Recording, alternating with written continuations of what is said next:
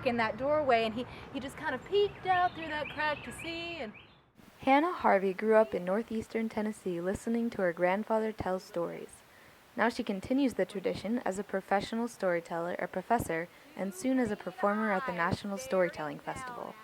She teaches that storytelling happens everywhere. each of us are actors. It takes Shakespeare's phrase, all the world's a stage and all the men and women merely players. We have our exits and our entrances. Well, it takes that and applies it as a lens to study everyday culture. And such a huge part of how we perform ourselves and do the human experience is the stories that we share on a daily basis. We're all storytellers. She brings to life the voices of Appalachia, starting with her own family. My grandfather would tell stories of where he grew up, and he would bring to life these places and these people who don't exist and didn't exist, but he would make them alive through the stories that he told. One of my Nana's stories was, one of the stories about my Nana's, Nana never sat down at dinner. And it's just a piece of a story that my family and I share back and forth, but that piece of a story says so much about our identity as a family.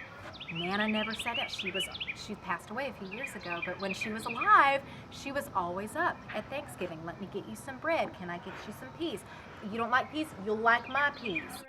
Many of her stories are about contemporary coal miners that she's interviewed.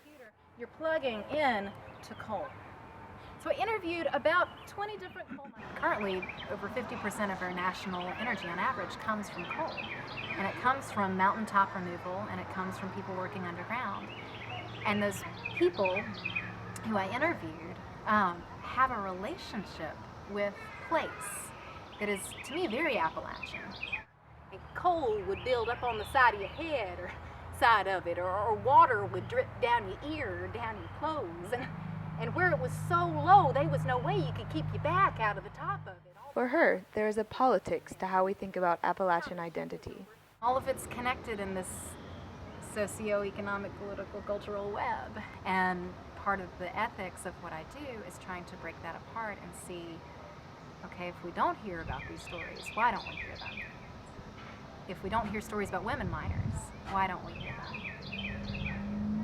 If there is poverty for these folks, why is that? But also to be careful about how I retell those stories, that I'm telling the story that they want to tell, that I'm not just going in with my own agenda. You can hear Hannah's stories about coal miners, strong women, and Gaelic fairies at the National Storytelling Festival in October. And all the rest of the dogs, they howl long into the night. But after that night, those fairy dogs, they never again bothered the woman. And after that night, the fairy never came again to get the woman's cattle. And you can believe that story or not. But there's an old proverb in Scotland that carried over to this community. And the proverb in Scotland, in the Gaelic language, is Glihi Cur Naim.